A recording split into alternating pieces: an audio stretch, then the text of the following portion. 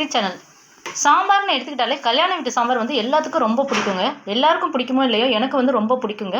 So அந்த மாதிரி டேஸ்ட்டில் வந்து சூப்பராக சாம்பார் எப்படி பண்ணலாங்கிறத நம்ம D3 சேனலில் பார்க்கலாம். ஃபஸ்ட்டு வந்து அதுக்கு தேவையான பொருள் வந்து பார்த்துக்கலாங்க.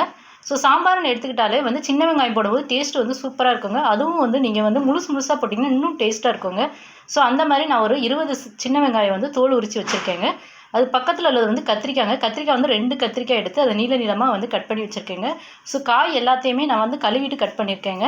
அதுக்கப்புறம் வந்து உருளைக்கிழங்கு எடுத்துருக்கேங்க. அதையும் தோல் சீவி சின்ன சின்ன பீஸாக கட் பண்ணியிருக்கேன். நெக்ஸ்ட் வந்து முருங்கைக்காங்க. என்னதான் சாம்பாருக்கு வந்து நிறைய காய் போட்டாலும் அந்த முருங்கைக்காய் போட்டு சாம்பார் வைக்கும்போது அது டேஸ்ட்டே வந்து தனிதாங்க. ஸோ ஒரு முருங்கைக்காய் எடுத்து அதை சின்ன சின்ன பீஸாக வந்து கட் பண்ணி வச்சுருக்கேன்.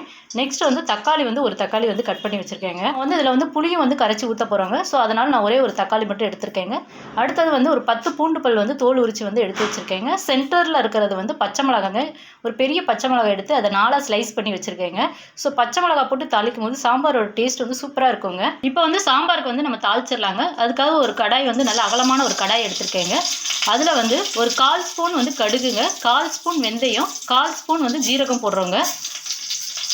ஸோ வெந்தயம் சரி ஜீரகமும் சரி அந்த எண்ணெயில் வந்து நல்லா பொரிஞ்சு வரும்போது நமக்கு வந்து ஃப்ளேவர் வந்து சூப்பராக இருக்குங்க. நெக்ஸ்ட் வந்து தாளிக்கிறதுக்காக 2 இனுக்கு வந்து கருவேப்பிலை போட்டிருக்கேங்க. ஸோ அதுக்கப்புறம் நம்ம வந்து உரிச்சு வச்சுருக்க சின்ன வெங்காயத்தை வந்து போட்டுடலாங்க. அப்புறம் வந்து நம்ம எடுத்து வச்சுருக்க பச்சை மிளகா போட்டுடலாம். இதை ஒரு 2 மினிட்ஸ் நல்லா எண்ணெயில் வதக்கிடலாங்க. வதக்கிட்டு நெக்ஸ்ட் வந்து உருளைக்கிழங்கு வந்து போட்டுடலாங்க. அப்புறம் கத்திரிக்காய் போடலாங்க. நெக்ஸ்ட் வந்து முருங்கைக்காய் போட்டுடலாங்க. ஸோ காயை வந்து 1 by 1 போட்டு எல்லாத்தையும் வந்து நல்லா வதக்கிக்கலாம். நெக்ஸ்ட் வந்து ஒரு 5 மினிட்ஸ் வந்து அந்த எண்ணெயிலேயே வந்து நல்லா வதக்கிக்கோங்க. காய் நல்லா வதங்கி வரும்போது நமக்கு வந்து சீக்கிரமாகவும் வெந்துடும். இன்னொன்று டேஸ்ட் வந்து நமக்கு நல்லா இருக்குங்க. 5 மினிட்ஸ் நல்லா வதக்கியாச்சுங்க. வதக்கினதுக்கப்புறம் நம்ம எடுத்து வச்சுருக்க தக்காளியை போட்டலாம். ஸோ சாம்பாருக்கு தேவையான உப்பு வந்து நம்ம இதில் போட்டுடலாம். வந்து இந்த காய் வேகிறதுக்காக நம்ம வந்து தண்ணி வந்து ஒரு டம்ளர் வந்து நான் ஆட் பண்ணுறேங்க. 1லேருந்து ஒரு 1.5 டம்ளர் ஆட் பண்ணுங்கள். அதாவது காய் வந்து மூழ்கிற அளவுக்கு தண்ணி ஊற்றிட்டிங்கன்னா கரெக்டாக இருக்கும். ஸோ தண்ணி ஊற்றியாச்சுங்க. தண்ணி வந்து கொதிக்கட்டும். தண்ணி கொதிச்ச உடனே நம்ம வந்து மிளகாத்தூள் ஆட் பண்ணலாம். தண்ணி வந்து நல்லா கொதிச்சிருச்சுங்க. இப்போ நம்ம வீட்டில் அரைச்ச குழம்பு மிளகாத்தூள் வந்து நான் 3 ஸ்பூன் போடுறேங்க. ஸோ இந்த மிளகாத்தூள் வந்து நான் சாம்பார், வெஜிடேரியன், நான்வெஜ் எல்லாத்துக்கும் ஒரே மிளகாத்தூள் தாங்க. ஸோ எப்படி வந்து இந்த மிளகாத்தூள் அரைக்கிறதுங்கிறத நம்ம ஆல்ரெடி வந்து வீடியோ அப்லோட் பண்ணியிருக்கேங்க. அதோட லிங்க் வந்து நான் டிஸ்கிரிப்ஷனில் கொடுக்குறேங்க. ஸோ இது இந்த தூளோட டேஸ்ட் வந்து சூப்பராக இருக்குங்க. ஈவன் சாம்பாராக இருந்தாலும் சரி, நான்வெஜ்ஜாக இருந்தாலும் நீங்கள் வந்து இந்த தூள் யூஸ் பண்ணிங்கன்னா அவ்வளோ அட்டகாசமாக இருக்குங்க. ஸோ மிளகாத்தூள் போட்டோன்னே இதை நல்லா மிக்ஸ் பண்ணி விட்டுலாங்க. மிக்ஸ் பண்ணி விட்டு காய் வந்து நல்லா வேகட்டுங்க. ஸோ இந்த சாம்பார் வைக்கிறதுக்காக நான் 150 கிராம் துவரம்பருப்பு எடுத்திருக்கேங்க. அந்த துவரம்பருப்பை வந்து 3 டைம்ஸ் வந்து நல்லா கழுவி எடுத்து வச்சுருக்கேங்க. ஸோ இப்போ நம்ம பார்க்குறது வந்து இந்த கழுவுன துவரம்பருப்பு தாங்க. அதை வந்து நான் குக்கரில் கழுவி வச்சுருக்கேங்க. இந்த பருப்போடு வந்து நம்ம என்ன வேக வைக்கிறோன்னா ஒரு 1/4 ஸ்பூன் வந்து மஞ்சப்பொடி போட்டிருக்கோங்க. அதோட வந்து பூண்டு பல் வந்து ஒரு 10 பூண்டு பல் வந்து ஆல்ரெடி தோல் உரித்து வச்சுருந்தாங்க. அதை வந்து 1 2 வந்து தட்டி வச்சுருக்கேங்க. நெக்ஸ்ட் வந்து பெருங்காயத்தூள் வந்து ஒரு 1/4 சிட்டிக்கு அளவு எடுத்திருக்கேங்க. ஸோ இதையும் வந்து நம்ம பருப்போடு போட்டு வேக வச்சிடலாம். ஸோ எடுத்து வச்சுருந்ததை போட்டாச்சுங்க. நெக்ஸ்ட் வந்து நம்ம தண்ணி ஆட் பண்ணிடலாம். தண்ணி வந்து நான் 2 டம்ளர் வந்து தண்ணி ஆட் பண்ணுறேங்க. ஸோ தண்ணி ஆட் பண்ணியாச்சுங்க. இப்போ வந்து குக்கரில் வந்து மூடி போட்டு இதை வந்து வேக வச்சிடலாங்க. ஸோ நம்ம எடுத்திருக்க பருப்பை பொறுத்து வந்து விசில் வந்து வேரி ஆகும். ஸோ நான் எடுத்திருக்க இந்த பருப்பு வந்து 5 விசில் விட்டாதாங்க நல்லா வேகும். ஸோ நீங்கள் எடுத்திருக்க பருப்பை வந்து எப்படியோ அதுக்கு தகுந்த மாதிரி விசில் விட்டுக்கோங்க.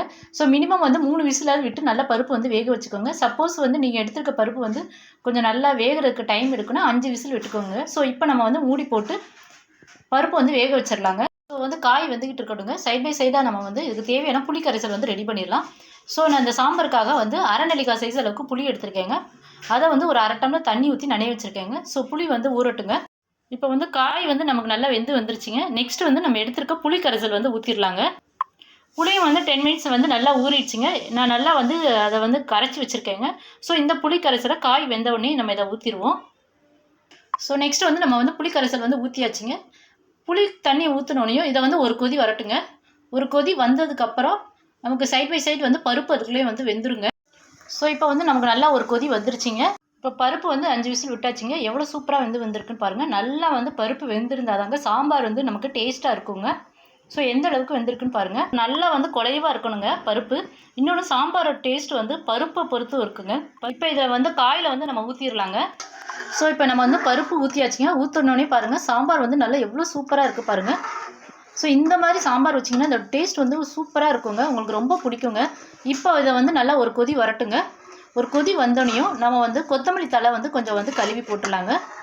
இந்த சாம்பார் வந்து நீங்கள் வந்து டிஃபனுக்கு வந்து யூஸ் பண்ணிக்கலாங்க. சாதத்துக்கும் சூப்பராக இருக்குங்க. டேஸ்ட் வந்து ரொம்ப அட்டகாசமாக இருக்குங்க. ஸோ இப்போ வந்து நமக்கு வந்து ஒரு கொதி வந்து நல்லா வந்துருச்சுங்க. இப்போ வந்து நம்ம வந்து கொத்தமல்லி தழை வந்து ஒரு 2 தழை வந்து சின்ன சின்ன பீஸாக வந்து கழுவி வச்சுருக்கேங்க. அதை போட்டலாம். ஸோ கொதிச்சு வரும்போது இந்த கொத்தமல்லி தழை போடும்போது ஒரு ஃப்ளேவர் வந்து சூப்பராக இருக்குங்க. சூப்பரான டேஸ்ட்டில் வந்து நமக்கு வந்து சாம்பார் வந்து ரெடி ஆயிடுச்சுங்க. நாங்கள் போடுற வீடியோலாம் உங்களுக்கு பிடிக்கும்னு நினைக்கிறேன். பிடிச்சிருந்தா லைக் பண்ணுங்கள், உங்கள் ஃப்ரெண்ட்ஸ் அண்ட் ரிலேட்டிவ்க்கு ஷேர் பண்ணுங்கள். மறக்காமல் D3 சேனலை சப்ஸ்கிரைப் பண்ணுங்கள். நிறைய பேர் வந்து சப்ஸ்கிரைப் பண்ணி எங்களுக்கு சப்போர்ட் பண்ணுறீங்க. தொடர்ந்து உங்கள் சப்போர்ட்டை கொடுங்க. Thank you so much.